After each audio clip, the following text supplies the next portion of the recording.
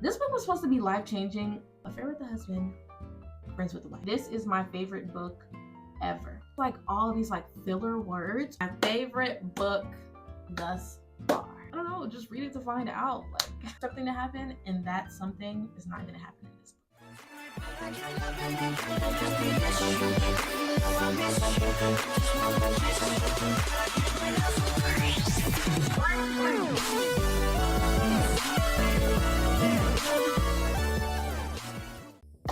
Welcome back to Earth to Trinice. As you can tell by the title, I am doing a reading video. I'm going to be talking about the 6 books that I've read this year. I've been reading 1 book per month, and I'm going to be talking about my mini book collection right here. I'm kind of nervous because this is not like I haven't made a video like this before, even though I am really getting back to my roots of reading, so I don't know why I'm nervous. If you're new here, click the subscribe button. If you're not new, keep doing what you're doing. Drop a like, drop a little comment at the bottom. Let me know what your favorite book is, or like book recommendations, a book that you think I should read. Okay, so the first book that I read this year is a book called Everything Is Not Enough. This book I actually have. This is a sequel. This is a sequel to a book called In Every Mirror She's Black. That book, the first one, was about 3 women that all live in Sweden or ended up moving to Sweden somehow. And it's about their different stories, but their lives intertwine. Okay? Maybe not in like a direct way, but they do. Either they end up talking to each other or they pass by each other, stuff like that. And then the second book is basically just a continuation about the story. So if you like the first book, then you would definitely like the second one, because I did. And the second one, I would give it a 9 out of 10. I would probably also give the first book a 9 out of 10 because it was a pretty good story. I liked reading about, at first I thought it was weird because I'm like, I'm reading about 3 different women, but then when you see the way they connect, you'll get it. So the second book that I read in February, I also have this in my collection. It's called The Vanishing Half. This book was about 2 twins, 2 light-skinned twins, right? And I say that because these were 2 girls who were living in a town. I forgot what the town was called, but they lived in a town that was only light-skinned people. Okay. And they ended up running away together when they were like 17 or something, and then ended up splitting up. One of the twins decided to leave the other, and then the other twin decided to move back home. Hadn't seen her twin in I think like 20-30 years at this point. And then it's about their different stories, and somehow they end up being reconnected, not through finding each other, but through other people. Okay, I'm not gonna say it because if I say the other people, it's gonna spoil it. That was a pretty good book. My rating for that one is a 8 out of 10. And I'm not gonna spoil it, but just know if you're reading the book, you're probably going to hope for something to happen, and that something is not going to happen in this book. Okay. So the book that I read in March was The Color Purple. Look, if you already read this book, you're probably like, oh my gosh, you're now reading this. It's 2024, blah, blah, blah.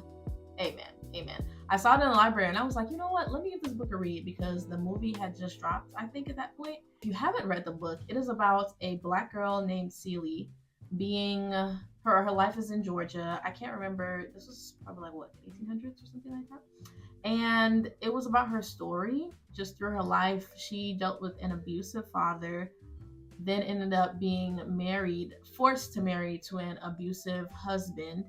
She went through teen pregnancy. It was quite intriguing. I think I read that book within like a week because it was so good. And the story is through her letters.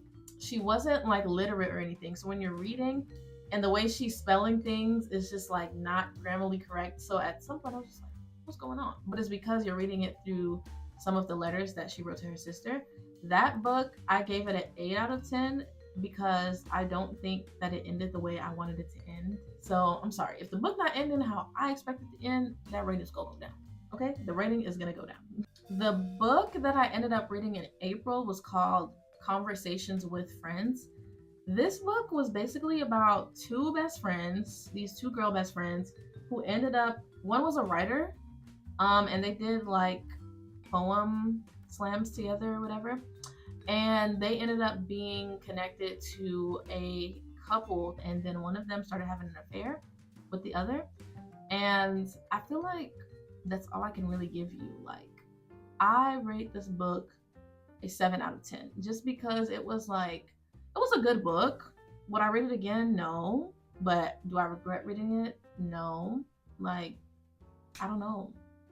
Just read it to find out. Like, my favorite book thus far. In May, I read Behind Her Eyes. If you have seen the series, this is a 1-season series on Netflix. Okay. I watched the show about, I think, in 2021. And then I didn't know there was a book out for it. I was in the library and then I saw it and I was like, I have to get this. Now, granted, whether you read the show before the book or the book before the show, one is going to spoil the other because the ending is the biggest twister ever. But if you watch the show, you already know what's going to happen in the book. If you watch the book, you already know what's going to happen in the show. This book is about a woman in England. So this guy is her boss, right? She met him. They had a little thing going on, and she realized they were married. Then the next day she found out that's her boss. Then she ended up being friends with the wife while starting and continuing an affair with the husband. So affair with the husband, friends with the wife, okay? Y'all already know that's bound for some mess. But what is a twister in the story is that the wife practices astral projection. I'm not even going to try to explain it to you. You got to look that up because the book kind of scares me, but it's so interesting. I personally give this book a 10 out of 10. Okay. I read this book within 4 or 5 days, and it's a pretty good sized book, but it was so good. It was so good. The book isn't too different from the show. I mean, like, probably like minuscule details, I think, here and there, but nothing that's like, oh, why did they not put this in the show? Like, what needed to be put in the show was in the show. In June, I read a book called Black Girls Must Die Exhausted. I've been hearing about this book for a while, I think. And this book was about a Black woman, just the things that she has to deal with on the daily. She's a news reporter. She's trying to get a promotion while competing and dealing with her white coworkers. She's dealing, just with like navigating her friendships as an adult, her relationship that she's going through as an adult. That relationship, bro, or relationship, her relationships with like her parents, because I wouldn't necessarily say it was a trauma thing. This isn't really a spoiler, but her dad cheated on her mom. Definitely did still affect her relationship with her dad. So just dealing with all these things, just navigating an adult life. It probably doesn't sound that interesting. It was interesting to me though. I read that book in 4 days. I want to say 4 days. And I gave that a 8 out of 10. I think it started off too slow. I feel like once you get to the middle, that's when it starts getting like really good. But at the beginning, it was kind of just like, I don't know. And then I feel like it's a little bit too descriptive. Like, when you read something and it's like all these like filler words or like filler sentences, and it's like you didn't really need to include that in the book. That's how I felt about that. That is why that one is 8 out of 10. It is the first book out of a trilogy. So I'm probably going to read the next one in July. Okay, now I'm going to go through my book collection. I'm not going to be giving ratings, but I will just be giving you guys like a really brief summary. First book, which I need to read again, is The 4 Agreements. I feel like everyone has heard about this book, even if you haven't read it. It's like a self-help book, which basically talks about like self-limiting beliefs that rob us of joy.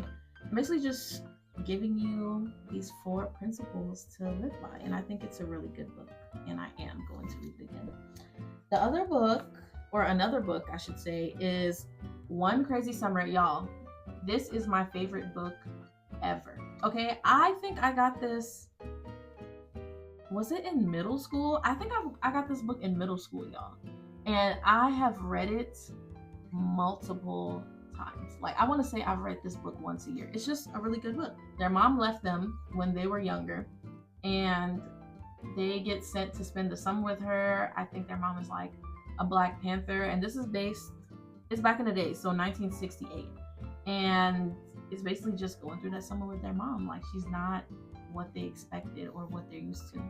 Another book, I would say this is in my top 5 books Black Girl in Love with Herself. This book, I think I've read like 3 times, and as you can see, I have like sticky notes. It's another self-help book. I want to say it's about this author. What is her name? Trey Anthony. She is basically talking about her story and what she's gone through and how she has overcome those things. Actually, I need to read this like right now. Look, I need to read this. I actually need this book right now. I need to read it again. She basically just talks about what she goes through or what she has went through in life and how she's overcome those things and telling you how to do it. And then each chapter has like affirmations, which is what my post-it notes are for, because I've gotten a good amount of affirmations from this book. So I think you should check this out, especially if you just want to learn how to or want to take a step towards loving yourself.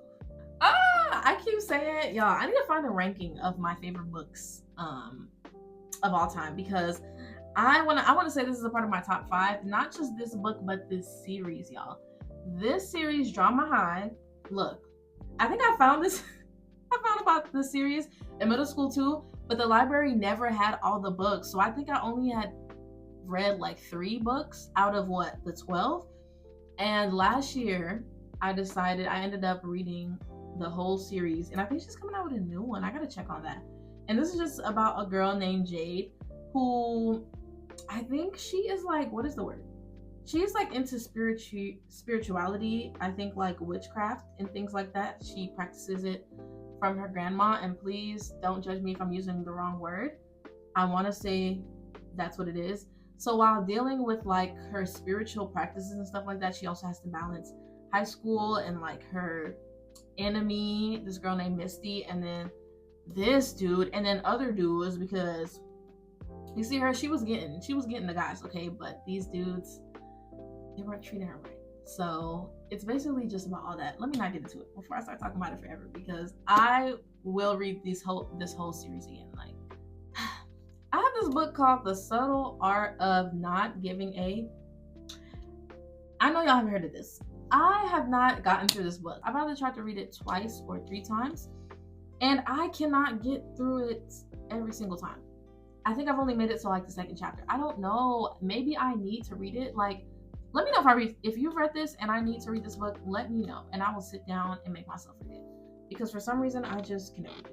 I don't know. I have this book called It Ends With Us. I don't know how I feel about this. I don't remember it being a bad book. I just think this author, Colleen Hoover, she just makes questionable books sometimes. Very questionable books. Because this other book I saw, I think she had something that like dealt with abuse, and it was just made to turn into like a love story or something like that. But they're actually dropping a movie on this book. So you know what?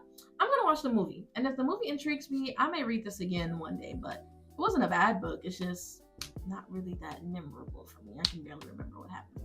And I just read it like September last year. All About Love by Bell Hooks. I read this last year. It's funny because I didn't even realize that I read so much last year, but I guess I did.